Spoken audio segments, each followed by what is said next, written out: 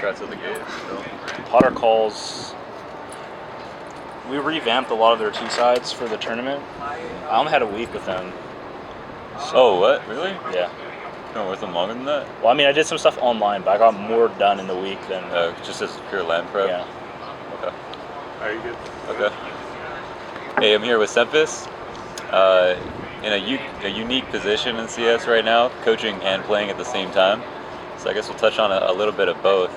I guess my first question for you is, coming out of Cloud9, I guess right before that happened, can you maybe talk about how that went down? I know you did that interview with Thorin, and during that interview, like, Thorin knew that there was going to be a roster change to happen or something like that, and so it seemed like a bit of a blindside. Is that true?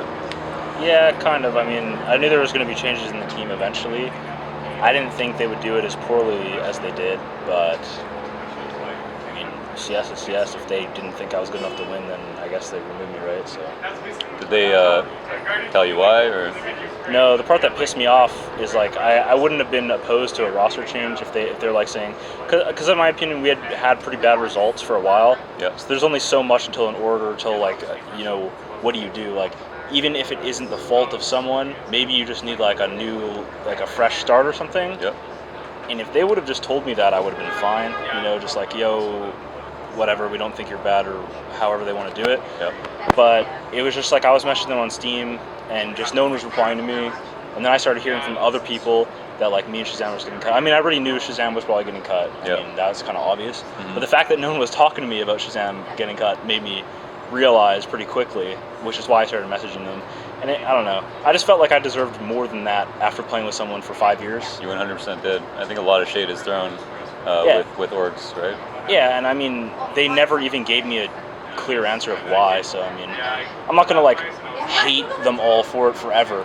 But I mean, I don't think it was done properly. Every time I've cut anyone from my team, I've told them straight up, and I haven't shaded them. Like, when we cut Anger from our team, we told them like before the ESA LAN even. Yeah. And that's another funny thing, is I think if they would have cut me and Shazam before ESA LAN, that would have been best case, because then we would just be free and we would have just done whatever we wanted, and right. probably would have done better, to be honest. As funny as that sounds. You mean by that you'd be in between seasons, right?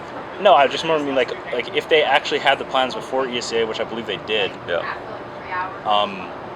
And let you know. If they would have let me and Shazam know, like, it's not working out, we're going to part ways after ESA, unless they were giving it like one last chance. If not, if that's how it was, then I don't know. Mm-hmm. But if that's how it was, then fair enough. But if they were planning to do it, because when a dead team plays at a tournament, they always do good, because no one cares. Like, if Shazam wants to peek something with an op, his automatic things would be like, yeah, why not? Like, I'm not playing with them. None of them you can't cut me because I'm already cut. Yeah. Like, generally when people suck, it's because they're trying to play within a limit, I think. Did you happen to watch the Envious match today? Yeah. I know there may be some truth to those rumors. Yeah, I mean, I've heard the rumors. I was kind of standing behind them. They weren't talking at all. They were... Something's happening in the team, right? Mm-hmm. So, I mean, they weren't calming at all, and they weren't even doing the dead thing where, like, they're dead and they're still trying. They're all just going for aim battles. Like, usually when a team is dead, they still want to win. Yeah. Like, even you're still playing for money, right? Mm-hmm. So even if the team isn't going to be playing at the next tournament or something, usually people will still just start going crazy and just being like, whatever, I'm just going to push this, I'm just going to fight here, maybe I'll buy an op, Isn't that what happened with Steel when he wanted to leave iBet Power? Yeah, similar? It's like, that's where we always got it, like the power of a dead team, right? Like, we had it at the ESA LAN when we beat Nip, Virtus Pro, and like Navi. That's when like Anchor was cut before the LAN. Yeah. Steel with saying iBet Power he was going to quit. They did really well at like 2 or 3 LANs. Yeah. So always think there's like some sort of power to that, as long as everyone is still trying. Obviously, if people are actually emo and they're like literally just kind of doing what Envy was doing, that was kind of crazy. I guess they go to enough lands that I guess it doesn't matter. When you're in North America, you have excluded lands. Even if you're cut, you still want to win them and like make your worth known to other teams, I guess. I don't know. So how's that transition period from not being on a team, getting shaded, and not really having time to prepare for yourself, and finding yourself on Nihilum and with Hiko? Is that something that you just got right to talking about? Well, Hiko's like super team like kind of fell through. Yeah. And obviously, me and Higo have always been pretty good friends, even when he left. I mean, I'm not gonna say I talk to him like every single day, and we're always like chatting, but we've always done well on teams together. And he had been out of the competitive scene for like 6 months or something, and he took a season off. So I was kind of like, yeah, this new team is like, they have potential and stuff. And my logic was that it was better to join a younger team than replace someone on a different team that had enough chances. I was thinking about it as in the sense of like, if I join X team, do we all of a sudden magically like start winning everything? And to me, it was no, right? So I was rather willing to try like a more young team. Yeah, I can understand that. I've always seen your strength as being a caller. I feel like you have a strong voice and you do have an opinion, and that could be good, especially for a team that has kind of the fresh blood with a good aim. Yeah. Is that something that you thought about going into this team? I also wonder, as a two-part question, Valence is on the team, right? Yeah. And my most pressing question is, he doesn't have as much experience as you at Hiko. I mean, Hiko called at Sevoland, and you've done your fair share of calling in the past. Did you think that maybe there would be some issues with listening to someone who doesn't have as much experience as you guys? No, I think he does a pretty good job. I think the problem originally was when I originally joined the team, it was like a lot of teams have this problem where they copy a team's strats or something, or they have like an idea for a strat, and they think like, okay, this is a super sick strat, and it might be, right? It might be like a really good strat. But the problem is that you don't just go in the first 15 seconds of the round and just go and execute your strat. Because then you're running through smokes, they have full nades left. It's easy to over-rotate when like 5 smokes are coming over the wall in Mirage or, Cash or whatever.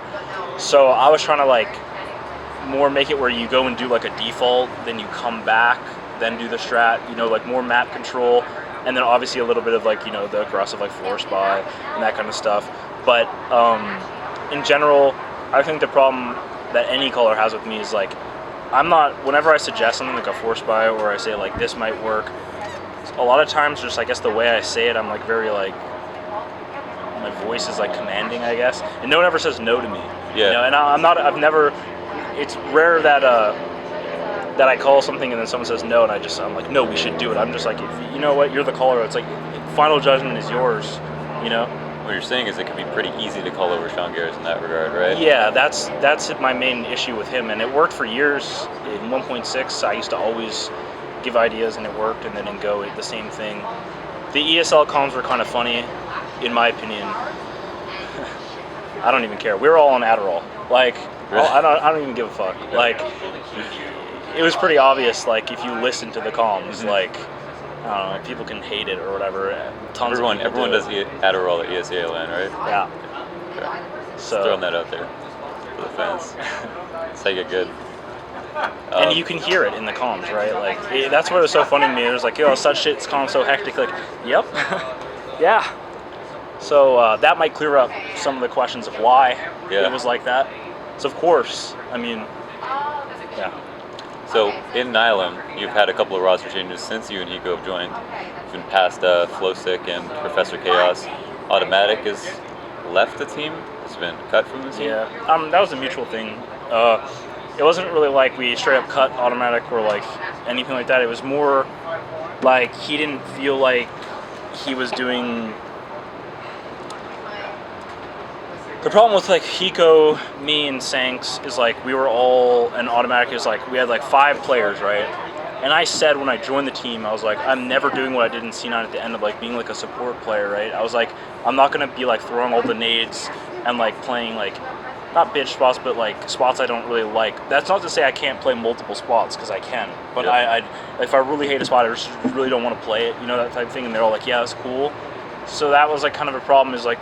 It would have originally worked, I think, if Professor Chaos stayed, but then you have Hiko join, and it kind of like made the shift of like Hiko kind of, he plays like some small sites, and he's the lurker on T, and our roles kind of got messed up where him and Valens were the ones kind of throwing nades on T, and on CT he didn't have all the spots he wanted. Like either I had it or Sanks had it, so I think he was just frustrated and he wanted more of his stuff, which is fine. So where does that leave you right now with Desi? How's the team comp? With Desi, we haven't practiced too much. Desi was on vacation when we picked him up. Just kind of like when we picked Hiko up, Valens was on vacation. It's like anytime we pick someone up, someone's on a week vacation. So we'd never get to like have the week practice.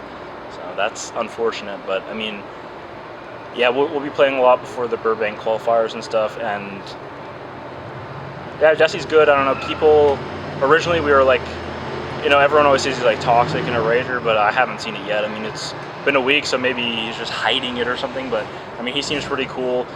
He's willing to switch stuff on like T and CT. He has like he doesn't really care where he plays. Yeah. So that's nice, right? Like he's kind of like me in that sense, where like he's willing to try anything. Not just say that like if he sucks at it, he won't be like, yo guys, I'm not really good at it. Yeah. I'd rather play this. That's fair, right? If someone isn't good at something, so I like him. Cool. Insanely talented. Yeah, he's really, really good. Mostly the attitude and stuff that people have called into question. Yeah. But some people can be different as teammates. Was Shazam one of those people? In what sense? He's a much better teammate than he is maybe from a PR standpoint.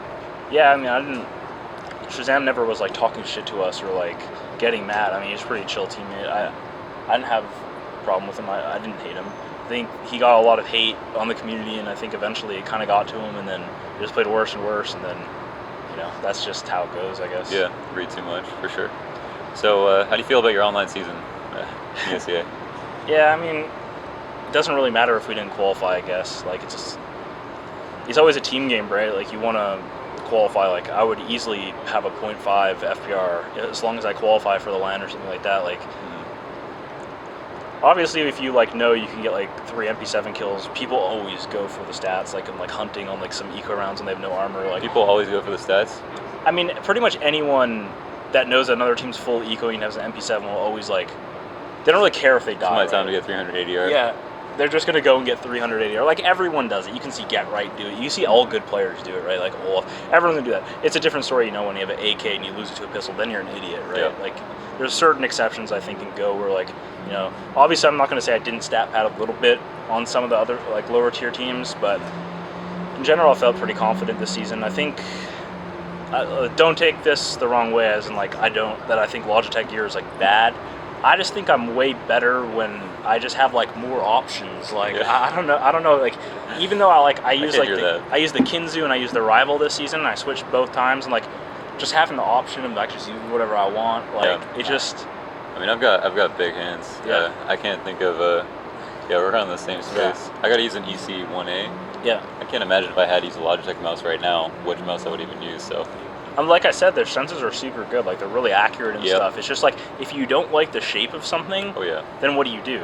It's just, that's how I felt at least. Right. I don't know. Like I said, not hating on them. Like, they're great gear. It's great products. It's just, if you don't like something, you don't like it. Yeah, that's the deal with mice, right? They all have perfect sensors, but different shapes. So that's all pretty interesting. Okay. Cool. Yeah, I think that's about it, man. I just want to thank you for the interview. No problem. Yeah, it's great to get some questions answered. And fun. Yeah. Congrats on the win.